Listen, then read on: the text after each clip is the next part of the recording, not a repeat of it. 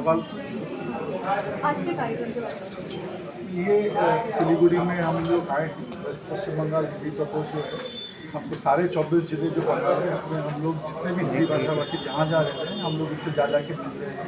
हम लोग बता रहे हैं कि 10 सालों में ममता बनर्जी की सरकार ने क्या क्या किया है उनके लिए, और साथ में उनकी जो समस्या है वो भी समझ रहे हैं, ताकि बहुत सारी लोकल इश्यूज हैं, बहुत सारी ऐसी चीज़ें जिनकी हमने जानकारी नहीं थी कोई भी कारण से लोकल लीडरशिप में या लोकल जो भी वीडियो या जो भी ऑफिसर लोग थे वो लोग ऊपर तक उस समस्या को नहीं पहुँचाए, तो उन समस्याओं से भी हमको जानकारी मिल रही है। बहुत सारी चीज़ों का हम लोग निवारण कर रहे हैं। जानकारी के थ्रू बहुत सारा हम लोग पश्चिम बंगाल यहाँ पे जो सेक्रेटेरिएट है उत्तर कन्या है चाहे कोलकाता में ले जाकर उसको वहाँ पे सोल्यूशन करने की चेष्टा कर रहे हैं। सर क्या क्या समस्या आज आपको देखने को मिली? जैसे यहाँ एक कॉलेज है, वहाँ पे हिंदी ऑनर्स पढ़ाया नहीं जाता, तो वो चाह रहे हैं कि हमारे बहुत स्टूडेंट्स हिंदी ऑनर्स पढ़ाया जाए। तो ये अच्छा सुझाव है, इसको हम लोग टेकअप करने का चेष्टा करते हैं। तो एक सज्जन कह रहे थे कि भाई हिंदी भाषाभाषी एरिया में पट्टा नहीं मिल रहा है। हमने उनको समझाया है कि जब पश्चिम बंगाल सरकार काम करती है वो 11 करोड़ जनता के लिए काम करती है। जब 11 करोड़ जनता के लिए काम कर रही है तो उसमें भेदभाव नहीं होता। और जब भेदभाव नहीं होता तो हम पट्टा देने के समय ये नहीं कहते हैं कि ये पट्टा इनको दिया जाए इनको मत दिया जाए। जो एक सीरियल में जो जैसे जैसे एप्लीकेशन प्रोसेस हो रहा है क्लियर हो रहा है उनको पट्टा इशू, तो ये उनको समझ में आया कि हाँ ये बात हिंदी भाषा भाषी की नहीं, ये गवर्नमेंट प्रोसेस का काम है। सर भावी कार्यक्रम क्या होगा? भावी कार्यक्रम अभी तो हम लोग सबसे पहले सबसे पर्व होते हैं, जैसे कल ही मकर संक्रांति था, परसों लोहड़ी था। इन सब पर्व में हम लोग सब साथ में बनाए। कल हम लोगों ने कई जगह दही चूड़ा एक साथ खाया। तो समाज को जोड़ना है, समाज को इकट्ठा करना है, ताकि हम लोग लोगों के बीच में जाएं, लोगों से बातचीत करें, सिर्फ वोट मांगने के लिए नहीं, सिर्फ समस्या के लिए नहीं, मगर उनके जीवन का हिस्सा बने। सर जहां आपने कहा था कि ममता बनर्जी कई विकल्प के साथ आई हैं इस बार, जहां पे शास्त्री कार्ड को लेकर कुछ ही एक दिन पहले ही एक व्यक्ति का मौत हुआ क्योंकि किसी भी नर्सिंग होम ने उस शास्त्री को कार्ड लेने से मना किया। जैसे कि मैंने आपको पहले भी कहा था कि इसको मैटर को दीदी ने बहुत सीरियसली लिया है, और आपने शायद पेपर में पढ़ा भी होगा, आपके भी शायद मीडिया में आया होगा। दीदी ने डायरेक्ट ऑर्डर जारी किया है कि जो भी अस्पताल स्वास्थ्य साथी कार्ड लेने से मना करेगा उस अस्पताल या उस क्लिनिक का लाइसेंस कैंसिल कर दिया जाएगा। और मुझे लगता है कि इसके बाद जो लोगों के, खासकर जो हॉस्पिटल मालिक हैं या जो क्लिनिक के मालिक थे, उनके दिमाग में कोई डाउट था या कन्फ्यूजन था, वो दूर हो गया होगा। प्रॉफिट में और पब्लिक सर्विस में कोई ऑप्शन ही नहीं है, पब्लिक सर्विस को चुनना ही पड़ेगा। आप लोग हॉस्पिटल चलाते हैं, क्लिनिक चलाते हैं, स्वास्थ्य साथी कोई ऐसा नहीं है कि उस हॉस्पिटल को फ्री में काम करने के लिए। स्वास्थ्य साथी में ये है कि उस हॉस्पिटल को एक पर्टिकुलर रेट में शायद काम करना पड़ेगा।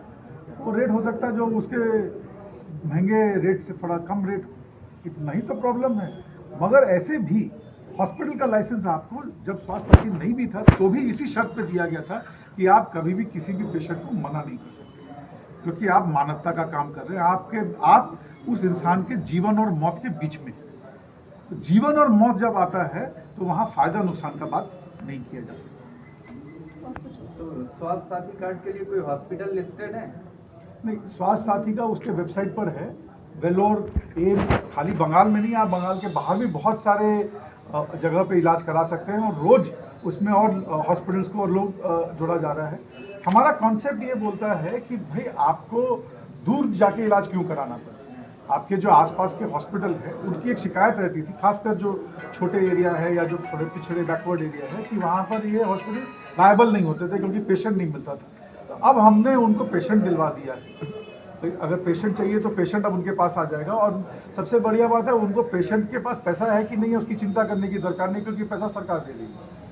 तो हॉस्पिटल की भी प्रॉब्लम दूर हो गई, पेशेंट की भी प्रॉब्लम दूर हो गई, क्योंकि बहुत सारे पेशेंट, आपको स्वास्थ्य साथी में ये समझना जरूरी कि बहुत सारे पेशेंट ऐसे होते थे जो डॉक्टर की फीस देने से घबराते थे और उसलिए अपनी बीमारी को दबा जाते थे, अपनी खांसी को नॉर्मल खांसी बोल के उसका टेस्टिंग या इलाज नहीं करवाते थे।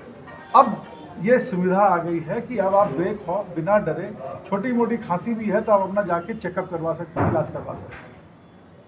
एक और प्रश्न है, अगर किसी को 5 लाख से कुछ ज़्यादा का अगर प्रॉब्लम हो जाता है तो फिर क्या होगा? देखिए, ये तो मैं 5 लाख रुपया सिर्फ नहीं दिया गया, 5 लाख रुपया परिवार के हर एक व्यक्ति को दिया गया। हमको लगता है ये 5 लाख रुपया अभी के लिए, शुरुआत के लिए ठीक है, मगर अगर ऐसा केसेस आएंगे और अगर ऐसी चीज़ों के बारे में पता चलेगा तो अभी हो सकता है उस इंसान को अपना जुगाड़ करना पड़ेगा। बट आज के दिन आप उसको इस तरह देखें कि आज के दिन पहला 5 लाख तो उसको जुगाड़ नहीं करना पड़ेगा, कम से कम पहला 5 लाख का तो जुगाड़ हो गया। अगर आज ये स्वास्थ्य साथी नहीं होता तो 5 लाख में से शुरू का जो 1,000 भी लगता वो भी जुगाड़ खुद करना पड़ता। और बाकी दीदी तो कहीं जा नहीं रही, दीदी कल भी थी, आज भी है, कल भी रहेगी। इस 5 को 50 का जो सफ़र है वो भी तय किया जाएगा। मतलब आने वाले समय में अगर जरूरत पड़ती तो राज्य सरकार साथ में है। बिल्कुल, हमेशा।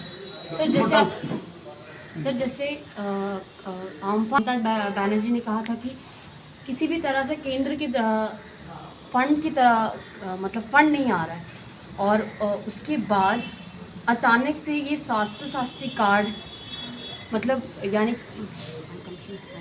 हाँ, मुझे लगता है आप एक बार थोड़ा शांति से पानी वानी पी लें, क्योंकि आप साइक्लोन और हेल्थ दोनों अलग अलग इश्यूज को मिक्स कर रहे हैं। बाद में पूछ लीजिएगा, मैं 1 to 1 मिल सर अगले कुछ सालों में हिंदी को किस तरह से आप देखते हैं? हिंदी के विकास को लेकर कितना कुछ काम किया जाने वाला है? 130 करोड़ की आबादी वाला हमारा देश है, जिसमें करीब करीब 85 से 90 करोड़ लोग या ज़्यादा भी या कम भी करीब करीब हिंदी में बात करते हैं। पश्चिम बंगाल का भी गर्व है कि 1.25 करोड़ हिंदी भाषा भाषी लोग हैं, बहुत बड़ा 10% से ज़्यादा लोग हैं। और मुझे लग रहा है कि गूगल, फेसबुक या जो भी सोशल मीडिया जाइंट्स हैं या जो भी बात कर रहे हैं, ये सब अब ये बोल रहे हैं कि इंग्लिश में इंटरनेट को ऑलरेडी 20 साल हो गया है। जो अगला लेवल का ग्रोथ आएगा वो रीजनल लैंग्वेजेस में आएगा, चाहे इंग्लिश में हो, हिंदी में हो, बांग्ला में, मराठी में। ज़्यादा खास बात है कि हिंदी क्योंकि हिंदी बोलने वाले ज़्यादा है तो इंग्लिश में ज़्यादा ग्रोथ आएगा। बांग्ला वाले अगर 11 करोड़ हैं तो 11 करोड़ का ही ग्रोथ आएगा। तो मुझे लगता है हिंदी में बेहिसाब काम है, हिंदी संस्कृति पे, हिंदी साहित्य पे, हिंदी भाषा पर, तो और इस पे जो हिंदी से लोग जुड़े हुए हैं उस पर, और ख़ासकर हम लोग अपनी मातृभाषा में बात करने में कंफर्टेबल हैं। अभी हो सकता है हम लोगों के पर कोई कारण से दबाव था स्कूल में, कॉलेज में कि भाई हमको इस भाषा में बात करना है क्योंकि हमको इसमें एग्ज़ाम देना है, क्योंकि बहुत सारे स्कूल में टीचर बोल देता था कि घर में भी इसी में बात करो। तो मुझे लगता है कि मातृभाषा उसका कोई भी टीचर, या मैं सब टीचरों की कदर करता हूँ, बट घर में हम अपनी संस्कृति सिखाते हैं, स्कूल में आप अपना एजुकेशन सिखाइए। तो मुझे लगता है हिंदी में आने वाले समय में बहुत काम होने वाला है, हिंदी भाषा खुद में और हिंदी के प्रयोग में बहुत काम होने वाला है। कल कैलाश विजयवर्गीय ने कहा कि हमारे पास 41 विधायकों की लिस्ट है, अगर ये भाजपा में चले आते हैं तो सरकार गिर जाएगी। पर क्या प्रतिक्रिया है? लिस्ट है तो लिस्ट पर एक्शन लेने कोई रोक थोड़ी ना रहा उनको। लिस्ट है तो लिस्ट पर एक्शन लेने कोई रोक ले। और अब तो चुनाव ही हो रहे कुछ महीने में, सरकार गिराने का अभी वो तो खुद ही गिर के चले जाएंगे वापस। मैंने थोड़ी देर पहले कहा था, आपने शायद ध्यान से नहीं सुना, कि जो लोग चुनाव के टाइम पे टूरिस्ट की तरह आते हैं सिर्फ चुनाव लड़ने के लिए, उनका नतीजा क्या होगा वो खुद जाने। हम तो चुनाव से डर नहीं रहे। और मैं आपकी बात को एक मज़ेदार बात बताना चाहता हूँ, क्योंकि आज लग रहा है आप लोगों का रिसर्च थोड़ा सा कम है। 17 दिसंबर 2020 सुप्रीम कोर्ट में बीजेपी ने एक मामला दायर किया हुआ था 2-3 महीने पहले कि पश्चिम बंगाल सरकार जो है म्यूनसिपल कॉरपोरेशन का चुनाव नहीं चाहती है, पश्चिम बंगाल सरकार टीएमसी की साजिश है, फलाना फलाना फलाना करके। 17 दिसंबर को सुप्रीम कोर्ट में डेट था, हम लोगों को डेडलाइन दी गई थी कि 17 दिसंबर तक सुप्रीम कोर्ट को बताना है कि कब तक ये चुनाव होंगे। हम लोगों ने जाके तारीख दे दी थी, अपनी मजबूरी बताते हुए कि यहाँ पर विधानसभा चुनाव होने वाले हैं, कोविड है और बाकी प्रॉब्लम्स हो रखी हैं, जिनके कारण हम चुनाव एक साथ कराने में सक्षम नहीं है। स्टेट इलेक्शन कमीशन और दिल्ली में सेंट्रल इलेक्शन कमीशन दोनों ने कहा कि एक साथ चुनाव नहीं हो सकते। मज़े की बात यह है, जो आप जिस पार्टी का जिक्र कर रहे हैं, 17 दिसंबर को उनका वकील अचानक उसकी तबीयत खराब हो जाती है। इतनी बड़ी पार्टी जिनके पास आपके हिसाब से 40 विधायकों की लिस्ट है, सरकार गिराने में सक्षम है, उनके पास एक वकील नहीं रहता सुप्रीम कोर्ट में खड़ा करने के लिए उसी मुद्दे पे जो उन्होंने खड़ा किया है। अचानक उनको चुनाव की हड़बड़ी नहीं है, जो चुनाव वो करवाना चाह रहे थे, ये तो विधानसभा है, म्यूनसिपल कॉर्पोरेशन तो ऑलरेडी डिसॉल्व, उनका तो चुनाव होना चाहिए। एडमिनिस्ट्रेटर लोग टेम्पररी चला रहे जब तक कि चुनाव नहीं होते, तो वो तो बीजेपी वहाँ क्या हो गया, वहाँ उनकी सारे काउंसिलर हमारे पास आ रहे होंगे शायद। सर कुछ समय पहले आपने कहा कि लगभग 11 देशों में हिंदी ऑफिशियली लैंग्वेज के रूप में काम किया जाता है। 25 जी 25। लेकिन कहीं ना कहीं भारत में क्या आप देखते हैं कि ऑफिशियल लैंग्वेज हिंदी है या नहीं है? इसके कोई मायने ही नहीं रह गए हैं, सभी अंग्रेजी में ही काम करते हैं। ऐसा है, हमारे संविधान में हिंदी एक राजभाषा के रूप में रिकॉग्नाइज है, राजभाषा एक्ट पास किया हुआ है और उसके तहत काम करते हैं। आपकी बात ऐसी है, मैं थोड़ी आपके आंकड़े को ठीक कर देता हूँ, 7% भारतीय, मतलब लेस देन 10 करोड़ इंग्लिश को यूज़ करते हैं या इंग्लिश में काम करते हैं या इंग्लिश में बात करते हैं। 80 करोड़ से ज़्यादा भारतीय हिंदी में बात करते, काम करते, यूज़ करते। द प्रोपोर्शन जो इंग्लिश मीडियम स्कूल का विज़ हिंदी मीडियम स्कूल है वो मतलब फ्रैक्शन में है। मगर ये जो केंद्र सरकार से एक शिकायत जरूर है।